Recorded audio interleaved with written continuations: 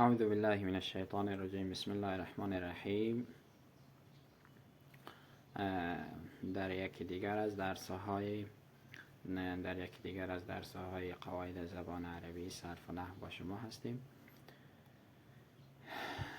چند درس ما در بخش قواعد زبان عربی به طور مقدمه‌وار باید پیش بریم، چون که در بخش قواعد زبان عربی بعضی از چیزها هست که ما باید اونها رو بفهمیم، یاد بگیریم.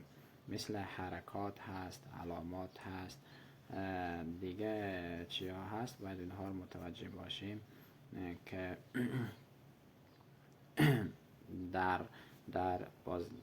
چون اصطلاحات داره هر چی که هسته، هر فن که هسته، هر مردمی که هسته از خود یک اصطلاح دارن یا قوانین دارن.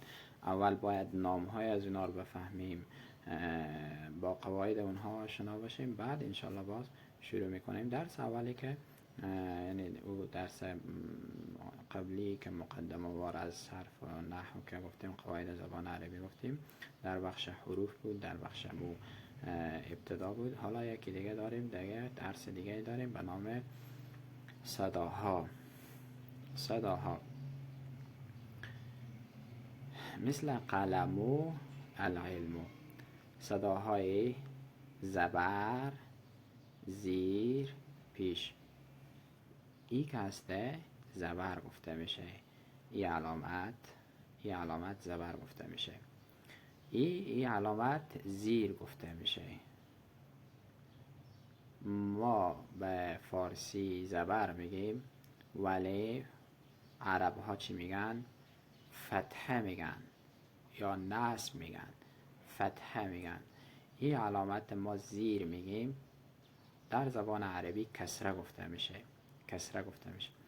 و این علامت به شکل واو که هسته ما پیش میگیم، یعنی به زبان فارسی پیش گفته میشه، ولی عرب ها در قواعد زبان عرب زمه میگن. زبر، زیر، پیش، یا فتحه، کسره، زمه. این حرکت گفته میشه.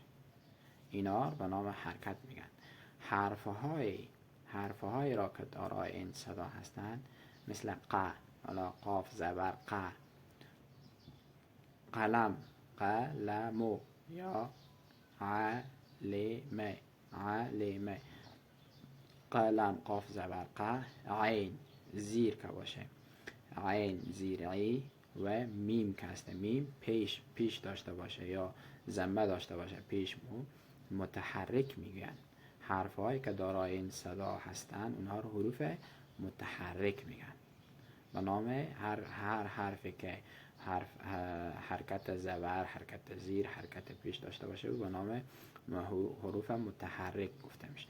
اما هرچی که این علامت هستی، علامت به شکل های گردک هست، یک چی کوچک خوردی، این سکون گفته میشه.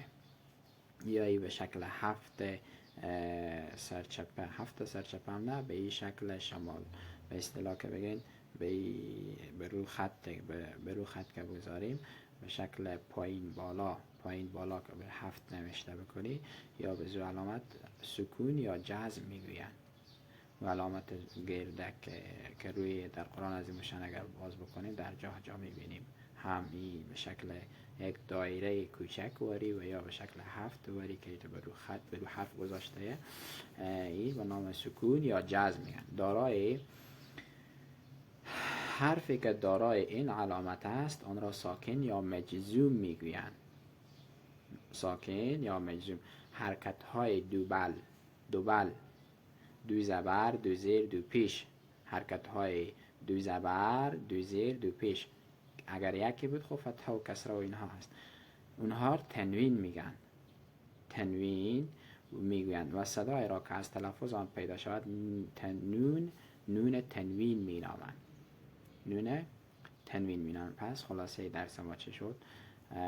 زبر شد زبر، زیر، پیش. چون درس های ما از ابتدای و احتمال همه این درس ها رو ببینن کسانی که یعنی صفر باشن، بالکل ابتدا باشن، به همین خاطر ما کوشش کردیم که درس های ما برای همه سطح، برای همه سطح ها آماده باشه. یعنی نشه که کسی که یک سطح چی باشه، کسی که سطح پایین باشه او نتونه درس ها نگاه بکنه، نتونه درس ها پیش ببره نتونه درس ها پیش ببره. خب پس گفتیم صداهای زبر، زیر پیش، فتحه، کسره، ضمه گفته میشه. حروفی که دارای صدا باشه متحرک میگن. علامت مدوره، علامت دایره واری که هست او به نام سکون یا جزم میگن. حرفی که دارای باشه ساکن یا مجزوم گفته میشه. دارای علامت باشه حرکت های دو بلک هست، دو زبر، دو زیر، دو پیش، یا دو کسره، دو فتحه، دو ضمه که داره او به نام تنوین گفته میشه، به نام تنوین گفته میشه. و صدایی که از این تلفظ میشه به نام تنوین میگن، یعنی نون ساکن و تنوین گفته میشه. این بود درس امروز ما و شما. السلام علیکم و رحمت الله تعالی و برکاته.